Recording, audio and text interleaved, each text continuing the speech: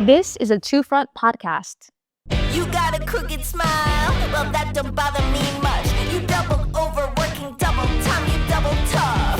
I'll just shine it up until the sun hit like a glare. I gotta dare, get the fuck up out the chair.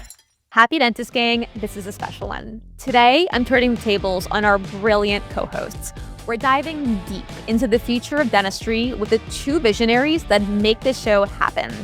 We're challenging everything we've been taught about how dental practices should operate and make money. Ready to hear how we can finally make prevention profitable and break free from the treatment treadmill?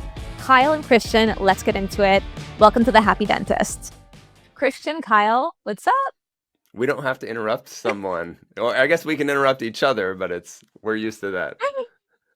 Yeah, we are So free to do fun. that. Oh, No, geez. always. So we were just talking before the show, and something that is so near and dear to all of our hearts, obviously, is this concept of proactive versus reactive dentistry. Where, I mean, I don't know about you guys, UCLA and Brazil, but at NYU at least, the concept of, the concept of preventing dental work isn't something that we ever even touched on besides the oral health routine, right? What about you, Kyle, at UCLA? Well, at USC, not UCLA. I did teach at USC. UCLA too. I taught at both Right. schools, but I went to USC. For me, a lot of this was instilled with me through Pascal Magnier because he's very much, if you have to do dentistry, do it the right way, and that should be hopefully the last time you ever have to do it. Preserve as much tooth structure as possible. We're not doing full crowns unless there's already a crown, which is very controversial still. So I can't imagine when Pascal was teaching this 25 years ago. But he really instilled in us to appreciate and love a natural tooth and love it even more than a restored tooth and just try to preserve as much as possible. So that aspect was instilled in me. I'm not sure the preventative aspect was instilled in me as much as I think it should be. What about you, Christian? I think that, first of all, I think it's important to define to the listeners our definition of what is proactive dentistry and what is reactive dentistry, right? So then we can explore what we've done in the past, what needs to be changed into the future. Does it make sense? I would even maybe say preventative versus reactive, because proactive almost makes me think of extension for prevention. Doing more dental work, exactly. Preventative Doing more growth tests. now to save later, right? Yeah, Yeah, I think it's a that good point. this term comes from medicine and the new movement that, thank God, is happening in medicine, finally in Western medicine, that you need to proactively defend health, right? You need to proactively prevent illness, prevent disease. You need to proactively do things so you don't have to intervene. So that is the meaning of the term proactive. The term reactive that I use to define 99.9 of all dentistry that is done today it's that the explanation is that we usually wait until a problem happens and then we react. So we wait the teeth to be crowded to then do orthodontics. We wait a perio issue to happen to then treat or have to extract the tooth. We wait decay to happen to then restore. We wait until a smile doesn't look good to then do restorations to make the smile look good, right? So you can go on, and it's very easy to realize that everything basically that we learn in school and all the best dentists in the world are probably exploring much more reactive treatments than proactive treatments. So it's fixing problems instead of trying to avoid the problems. Yeah, And preventing we know the what's so problems. crazy. It's like, I feel like we complain, right? Like holistically as an industry globally that patients don't trust us. But imagine you went to your cancer doctor and you kept getting skin cancer, and they just kept treating your skin cancer and not teaching you how to prevent that skin cancer from coming Exactly. back. Would you Exactly. trust your cancer doctor? hmm hmm hmm Yeah, exactly that. And I use also an example about diabetes. If you have a diabetes physician claiming that she is great, and all they brag about is the number of amputations and prostheses that they install. It's like waiting until the patient advances into diabetes to the point that they need an amputation, and then brag about the fact that you did a perfect surgery and a perfect prosthesis installation. And It's that's so basically egotistical. that's basically what we do in dentistry. We brag about the number of implants, and we brag about the number of restorations. I do 100 veneers per month, or I do X amount of implants a month. And we know that ideal world, we should be rewarding the work that we need to do to prevent the implants, to prevent the restoration. I mean, nothing triggers me more than Uh, seeing dentists on Instagram who say, I'm an all on X dentist. Mhm, mhm. Yeah, every mouth that comes in gets all the teeth taken out and Yeah, implants you put come in. in, we take out your teeth. so that's another problem. When your business model is based on interventionist philosophy, you're more prone to be biased or to be pushing yourself, even unconsciously. Even if you're trying to be ethical, you're kind of unconsciously wanting people to have to lose their teeth if your business model is to make money with all-on-4 or with implants in general. The same thing with veneers. If you make a lot of money with aligners, what do you want to see in front of you? You want to Oh, see crowded. crooked teeth. You want You to want to see see crowd. crooked teeth? You smile inside, right? You smile inside. And when you see patients that need veneers, you're like, I love doing veneers. Uh, Christian, and you said the thing that I think is the challenging part of this topic, which is I'm trying to think of how to say it well, but is be careful, basically Kyle. We already have some haters right out Well, there. I'll So say it, Kyle. I'll say it. I'll say it. I think I know what you're gonna say, which is that our business model as dentists is built on doing dental work, not yeah. on preventing it, right? Yeah. It's which So is, how do you we know, incentivize dentists to be more preventative? And I ultimately think that the answer to that is educating the patients on the value of prevention. Because if we could somehow convince our patients to say, listen, you come to me, it's expensive, but guess what? I'm going to keep your teeth your whole life. You're not going to have periodontal disease. I'm going to prevent decay in your mouth. You're not going to have crowding. It's going to look good, whatever, all of this stuff. But you need to pay me for that. but look, it's a big battle to fight, right? It's huge battle to fight because uh the whole industry is towards intervening and treating and cutting back and extracting, right? The whole pharmaceutical industry, one of the most powerful industries in the world, is based on illness. You have to get sick. You know, the food industry is connected to that, wanting you to get sick almost, right? Wanting you to feed you with bad stuff, wanting to make you addicted to all the bad stuff, and then you get sick, right? The insurance world is all driven to pay you if you intervene, if you treat, right? So the whole system is crooked, 100%. But at least we need to start talking about it, right? And we know once in a while we see people talking about, oh, the ancient Chinese medicine was the opposite, or the Hindu philosophy of health was the opposite. Yeah, uh, it was. So we just need to relearn these philosophies and leverage new technologies, of course, but with that philosophy of prevention. and then also creating a business model where dentists can capitalize on that. It's a fundamentally new business model that, like you're saying, Christian, it completely surpasses insurance. It's getting rid of dental insurance. So we cannot be naive thinking that we doctors We are ethical that we don't care about making money. We do, and that is the problem, the conflict of interest. If there was one industry that maybe, hopefully, in an ideal world, hundreds of years ahead of us, we would not have financial conversation, should probably be the health world, right?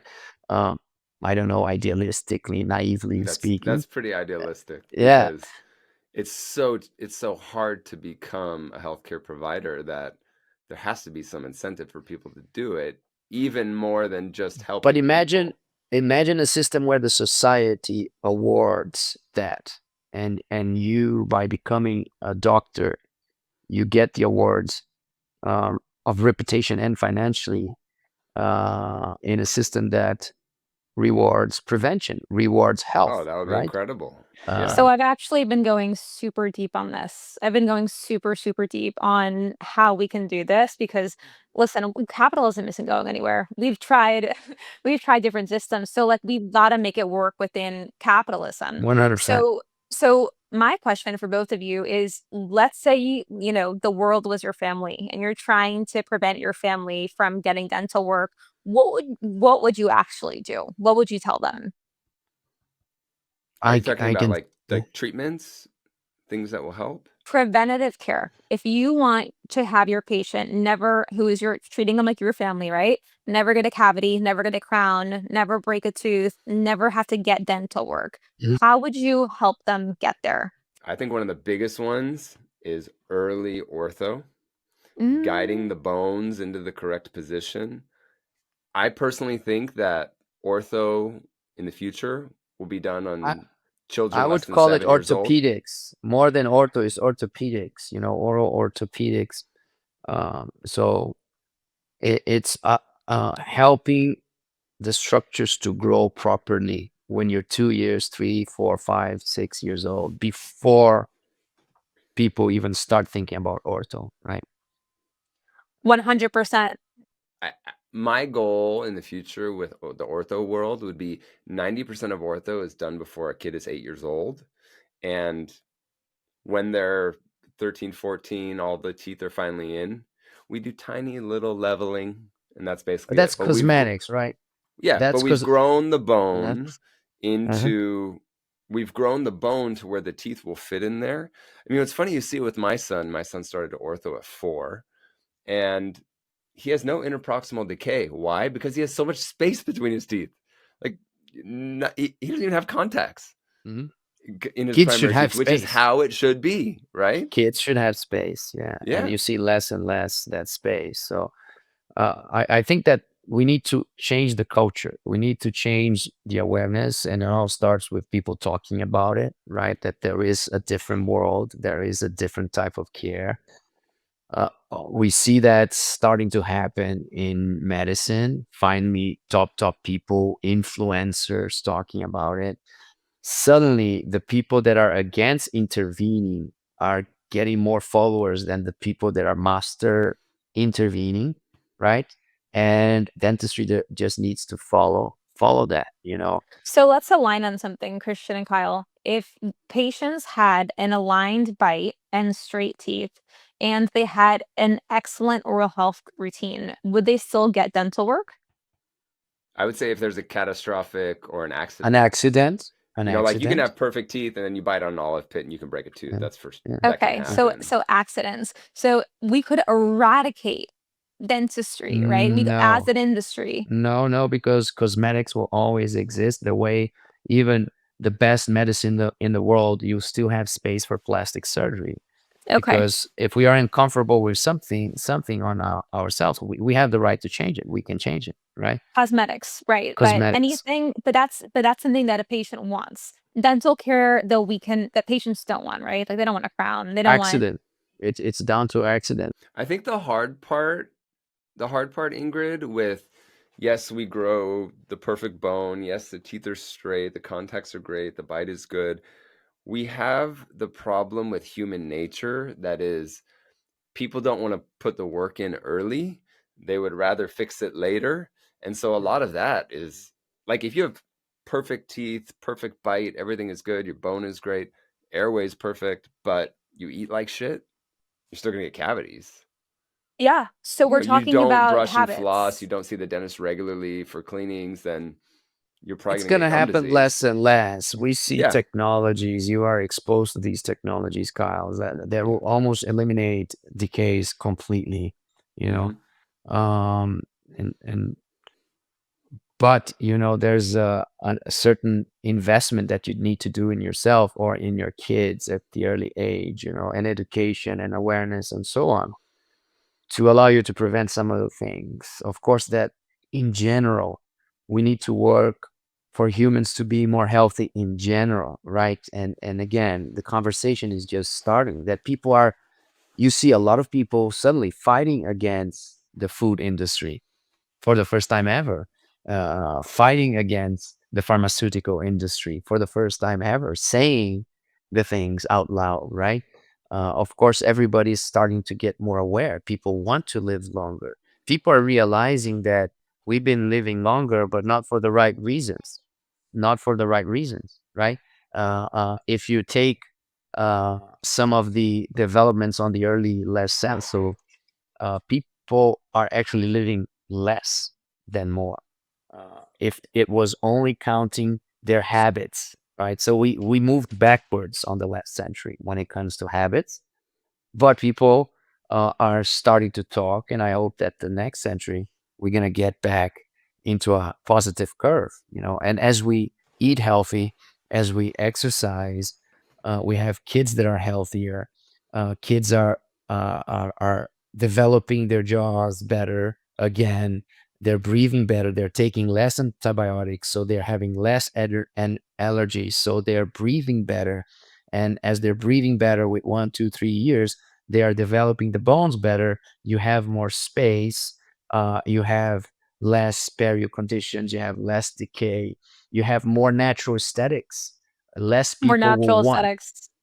More people will not need to even worry about aesthetics. So Yeah. uh, Less I think jaw that's surgery, less less Josh. ortho as Yeah, exactly. adults, Mhm. less cosmetics because you're just most of the time if you're healthier, you look better. Yeah, In exactly. general, Exactly. a healthy face There is a direct tends to link. that breathes Mhm. better, Mhm. tends not always, Mhm. but tends to be more aesthetically pleasing. Mhm. So to circle it back to what we're saying, which is that we need a business model for dentists to capitalize on the future, right? The future is preventing, and when I say the future, like, this is our lifetime, right? Like Christian, what you're talking about, Mark Hyman. I just saw the Brian Johnson documentary. For any listener who hasn't seen the Brian Johnson documentary, he lives I need in to watch Venice, that. Is that on LA. Netflix? Yes, it is. Netflix, yeah. He is living the future of healthcare in a nutshell. He's incredible. So this is the future, right? For dentists is how do we help our patients prevent dental work? And we're Hold saying on. Let's talk about Brian Johnson real quick. He had no prep veneers. he had veneers. No prep Yeah, veneers is what he said. Yeah. yeah, because he had dark teeth, right? Probably tetracycline or something like that. So you Oh, were see, they he Yeah. that already. dark?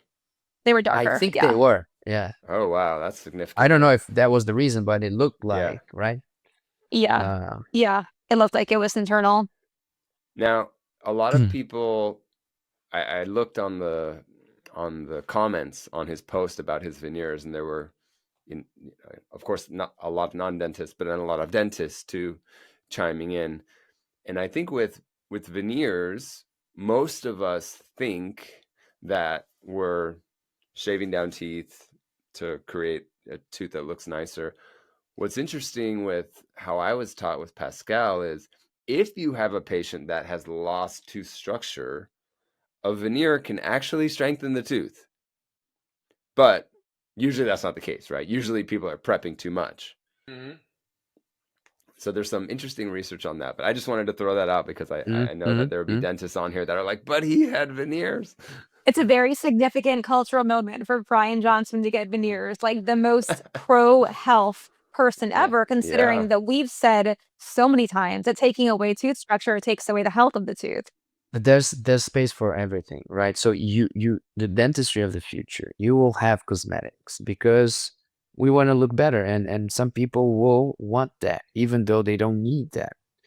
For me, the point is not to eliminate cosmetic dentistry, but it's to call it by the right name. Cosmetic dentistry is a superficial treatment for immediate satisfaction that many times does bring some harm to your health. And you need to pay the price. You want to look better, you need to pay the price, and you as a patient, you need to be conscious about it and make that decision. And instead of saying that I'm a cosmetic dentist, so I'm a doctor, so I'm taking care of your health, and I'm going to do veneers because it's going to be better for your health. No, it's not. It's going to be worse, hopefully little worse, not much, and you're going to look better and you're going to be happier because you're going to look better.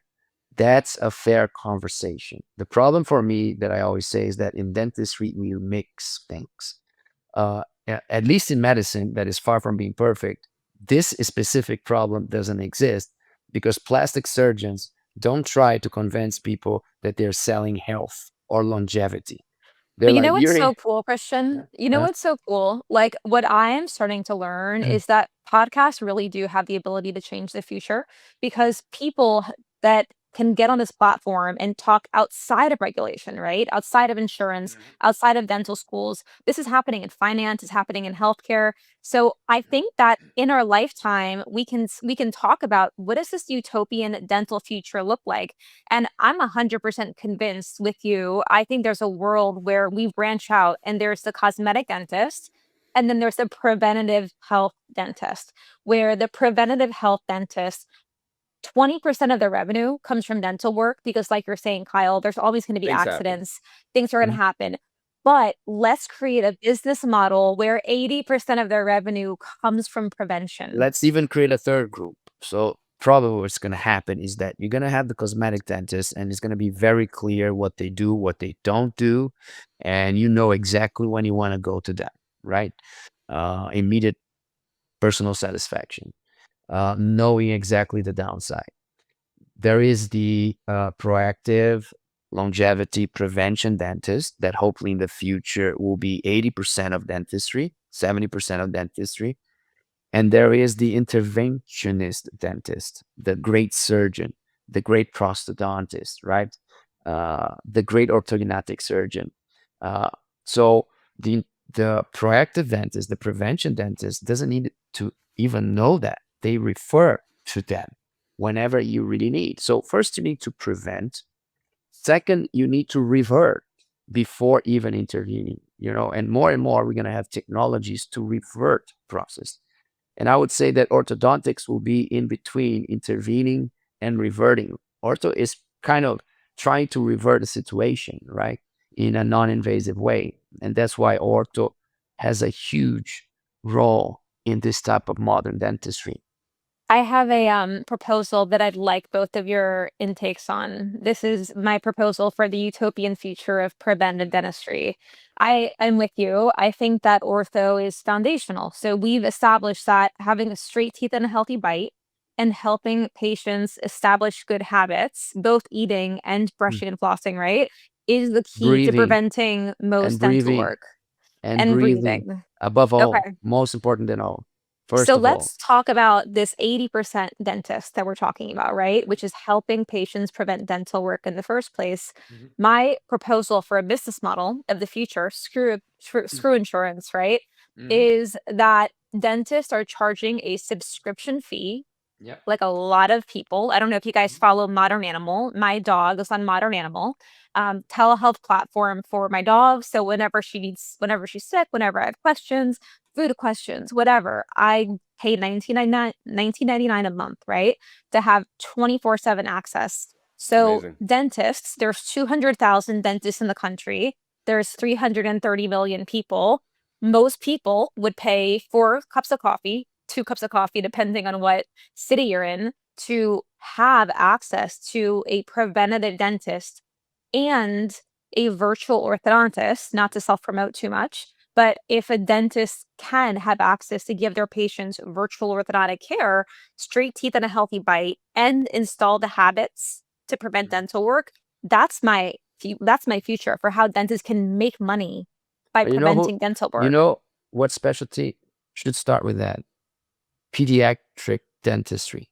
They should Mm, start that tomorrow. Because when you have a baby, you meet this future idealistic dentist that says, look, I'm going to take care of your baby from when is 0 to 20 years old, or 18 or 16, let's say 17, whatever, right? And everything I'm going to do is based on prevention and avoiding problems. You need to pay me a membership from 0 to 18, right? And I can do the math. I can do the math. Very simple. That if you pay this membership for 18 years, it's going to be less than you paying for the treatments after the problem is there, right? So you can make an average normal person from 0 to 30 with the normal problems that most people have is going to be more expensive to treat them after the problem is there than taking care of prevention. But the prevention needs to be holistic. It's not prevention on the gate. How do you do that? Because, okay, so I'm one of these crazy dentist parents with kids. You know, my son started ortho. I brush and floss, and I have an explorer that I use in his mouth every night. I scale his teeth, right? I'm insane.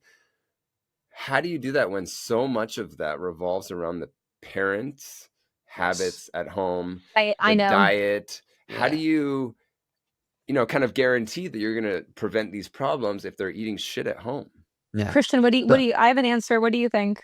So first of all, let's see what this modern parent with this modern dentist should worry about, right? We are talking about uh, stimulating and guiding growth. That's number one, right?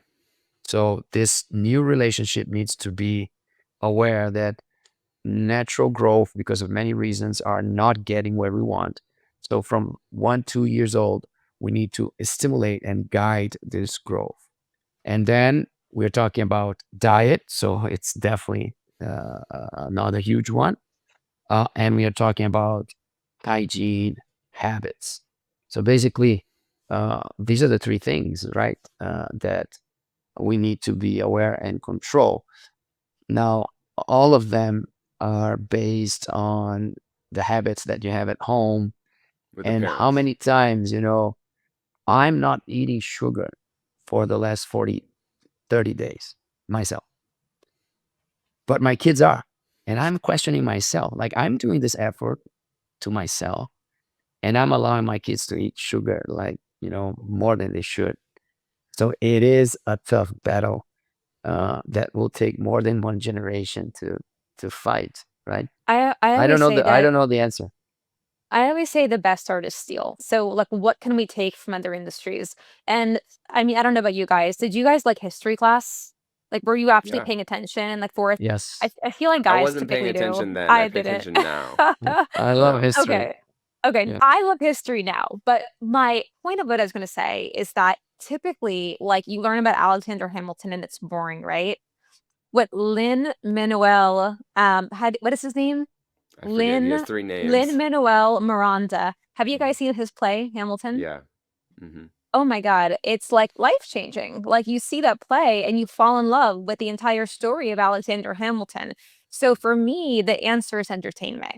How do we make people want to do this? It's entertainment. It's we make this, to your point, Christian, from the time you're a kid, we start feeding content on a subscription to kids and their parents Look, on the importance of it. being healthy needs to be cool. Exactly. Not being beautiful. Being beautiful shouldn't be the cool thing. Being healthy should be the cool thing, right? Beauty should be the side effect. Yeah, it's just a consequence, you're that's a Well, detail. I think you're right, Ingrid, that what you're saying is really education. You're just saying we have to do education right, because I know all of you have probably had this. Ingrid, I don't know if you have friends that have kids or not, but I know Christian and I have friends that will say, "Hey, I'm at the dentist with my son. They're 7 or they're 5 or whatever, and they're saying we've got to do these 2 crowns and they've got to get a tooth taken out and all this stuff." And I say, "Well, send me the X-rays. I'll take a look." I'm like, "Holy crap! Yeah, there's bombed out teeth. I mean, there's caries everywhere." And these are people that I think are fairly healthy, that are eating right at home. I mean, one example that I'm thinking of is a family member, and I know they like eat everything organic, and this reverse osmosis water, and like they're very into health, but I don't think they have the education. So they may be sending their kid to bed with milk, or thinking that brushing in the morning is more important than brushing in the You just evening, or don't know what you little don't things know. like that. Mm, And so mhm. if my son is 8, he doesn't have any cavities, but it's because I'm crazy about it, Well, I you think know? Christian nailed it. I really think you nailed it, Christian. People have not thought that taking care of your teeth is cool. People think everything else in health is cool. And I think that's our job. And that's what I consider edutainment. And where I think the future of dentistry is, if we're truly going to help patients prevent dental work, I think it's two things. I think it's setting orthodontics as a foundation and giving people the Ingrid, tools to make it cool. what it means to take care of your mouth. People think that putting 12 beautiful veneers is taking care of your mouth. Taking care of your mouth is taking care of the way you breathe and the way you bite, right? And everything is a consequence. You need, Maybe if your you oral breathe better, microbiome as yeah, well. Maybe and you can add so, that. but if you breathe better, you help that as well, right? Yeah. Everything Hmm. is connected, right? And you need to look at the things that you're eating.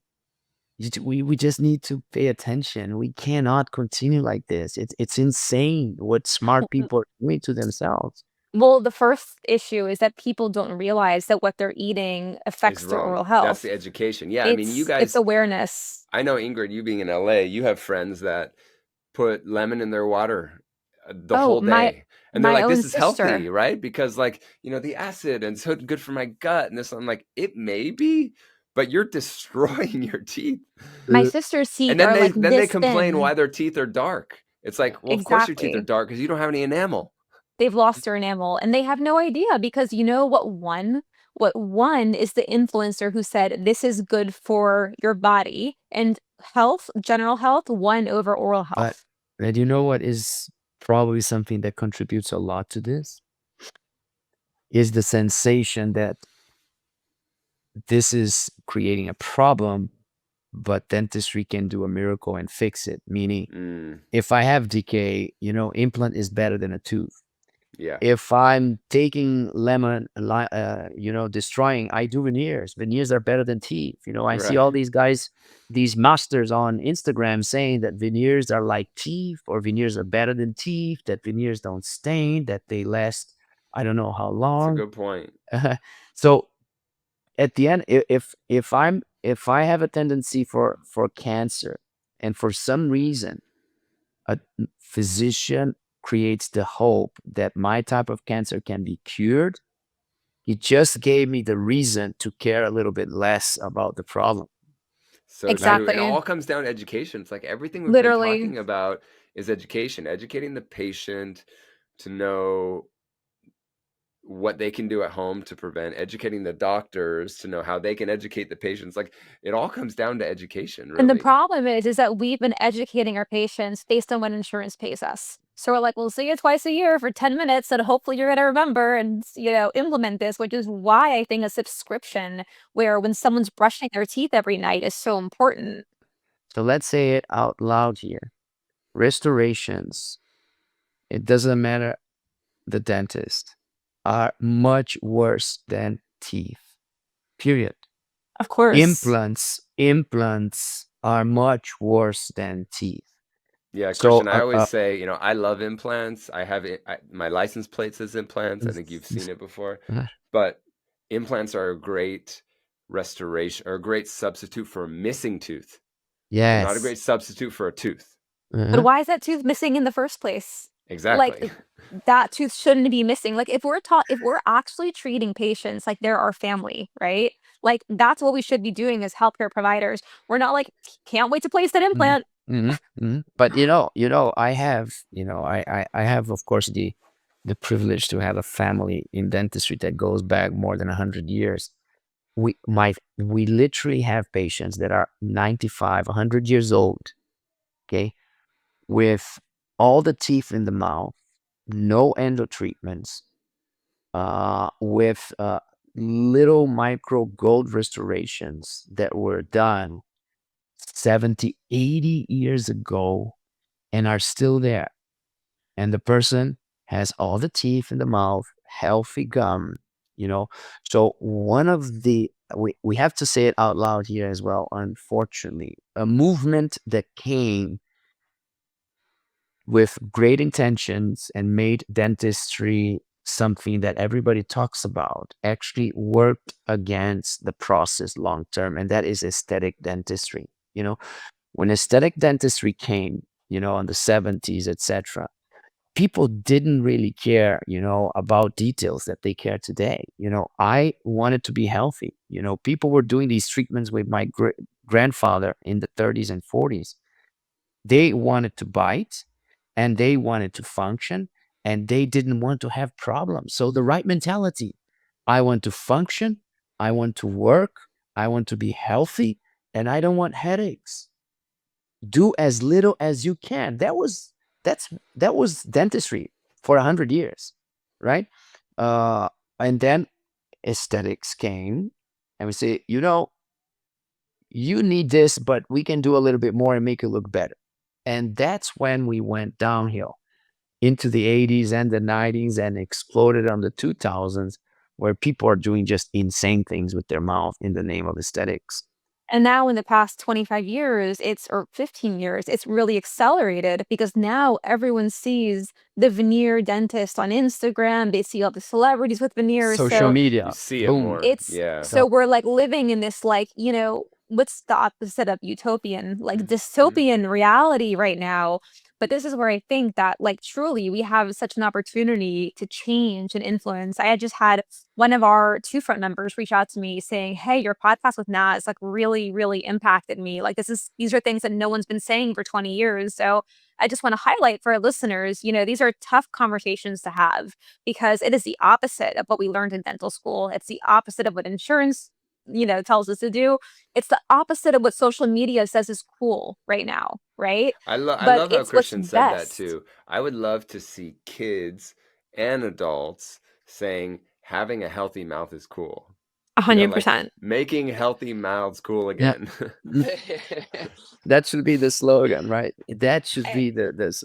And look, just for people don't get me wrong, I am an aesthetic dentist. I my whole life, digital smile design was born in restorative aesthetic dentistry. The initiators of the aesthetic dentistry movement had the best intentions, and basically the intention was, if we do need to restore, let's learn how to make it look natural, right? If we do need to restore, let's learn how to make it natural. If you're missing the four anteriors and we're going to place two implants, let's learn how to make these 4-unit bridge the best possible looking bridge. If If you you have have to. If if you you have have to. if you have to, and that line is kind of a gray zone, and that you can push it forward or backwards, and depending on many, many factors, what the patient wants and the financial interest of the dentist. And then you see this huge gray zone in what is actually needed. We complain as an industry that patients don't trust us, right? But like, if this is how we're operating, why are we going to expect them to trust us? It's hard to trust us when we have financially driven diagnosis. That's Exactly. harder. When we diagnose more, we make more money.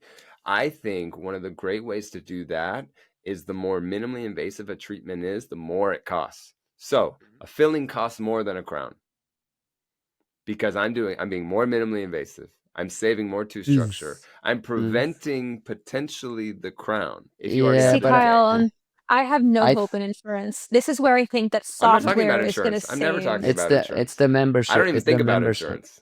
It's the The membership fee. health membership. You need that. I think that's the way, the health membership, or Kyle, I like that. you pay for appointment. Like physicians, they make money per appointment. So Well, Christian, this is where I think that we should be talking about what real freedom is to dentists because Mm. I know, like, I think I might have told you this, Kyle. My mom was just diagnosed with like something in her head. there's something. We don't know what it is. You can see it on the MRI. My dad's like ironically a neurologist, and he knows everyone, right? He like sends the MRI to 25 pediatric or not pediatric, radio neurologists. They can't figure out what it is. So my mom's a doctor. She's finally stopped working. She's never not worked her entire life. And I think the problem with healthcare is that we think of wealth as financial wealth, but we're not talking about our time wealth. And so I think traditionally, as dentists, we're like, we're going to, do that implant, do the veneer, do that ortho, whatever it is, Mm. but we're losing real wealth. We're losing time wealth. And so if we redistribute how we think of wealth and we really want freedom, that's how I think that we capitalize on dentistry as an industry. Because if we can sit on our couch or if we can sit on the beach and be making money by supporting our patients through education and virtual orthodontics, everyone wins, right? The movement will happen from outside in. What I mean is from the patients towards the doctors. People will get aware of this, right? The same way that at this point, everybody that has resources are starting to look to preventive medicine and starting to look for these I'll tell you, physicians. yeah, all of my very That rich is the big, friends, it's not they're plastic all about surgery preventive anymore. medicine, It's stem not cells. Yeah, they have exactly, concierge exactly. doctors that prevent stuff. Like Yep, I have that's some it. very, very wealthy friends, and that's exactly what they're into. So the public needs to look at the dentist with the same perspective. By the way, that is also going to happen because all these amazing preventive physicians that are now starting to make money because rich people are paying a lot for them to prevent problems and to live longer with quality. They're going to start to realize that the oral health plays a huge role, and they will start to push for this new era in dentistry, or this new way of doing dentistry that you can call the oral physician. The oral physician will play a completely new role because the rest of the body cannot work if the mouth is not working properly. And this is completely disconnected. So you see more and more people talking about the body mouth connection, the oral systemic link. So, yes, things are moved by money. And the good news is that there's a huge opportunity because the oral physician environment has no owner. No owner. Nobody owns it. Need, dentists need the physicians. Nobody owns it. I would say that dentists have the first right of a refusal to this opportunity. It's like a bit, the opportunity is on the table. It's in our hands, and we can embrace it and we can own it, and we can become part of this modern team that will generate systemic health for people. Now, if we don't take that space, the medical Someone world else will, will. Yeah, somewhere someone else else will. will. Christian, I think that we have more power than we think. I think if we're talking about who's like the godfather of preventative medicine right now, I would say it's Mark Hyman, Dr. Mark Hyman. So it started with the doctor. And so I think that if we can have this conversation with dentists who are future thinking, and we can talk about what does this business model look like, this oral physician, right? Or this preventative dentist. What is this business model to help dentists make money without doing dental work? I think people will start to realize I don't have to treat. I can prevent dental disease. But it's understanding the systemic link. Understanding if you say I'm a preventive dentist and all you do is hygiene sessions and you clean the teeth and you prevent decay, this is not the modern definition of preventive dentistry. We are talking about preventing breathing problems, preventing heart disease, Diabetes, preventing brain diabetes, function. brain It's function, everything. It's Alzheimer, everything. right? Chronic pain, circulation, heart disease. You go over and over, and many of these things are directly connected to the mouth. So this is the modern preventive dentist. So Yeah. it goes back to what we're saying before, which is awareness and education. So how do we make dentists aware of all of those things? All of like we don't learn that in dental school, right? We might have had one slide and one presentation, and then it got tucked away. But because dentists don't capitalize on that, dentists weren't reinforced on that. So Mhm. how do we help dentists understand all of that in the I first place? I can tell you there's a revolution right around the corner. And all the pieces of the puzzle of a revolution are getting into place to explode. You see all the big corporations investing to generate solutions in this body mouth connection. You see all DSO CEOs worried or caring about this topic and wanting to learn more and wanting to invest on it. You see major influencers and players wanting to know more, wanting to learn more, just enough to start talking about it. And everything is happening simultaneously. So you have the business foundation being set, you have the opinion leaders coming on board, you have academic people starting to actually do some research about it. Uh, the Silicon Valley, if you talk about dentistry in Silicon Valley, is 99% about the body mouth connection. It's not about the scanner, it's not about the x ray, it's not about AI. All these things are secondary, close to the next big thing. So uh, it's going to happen. The question is, you, the dentist, do you want to be at the end of the line, or do you want to be ahead of the game?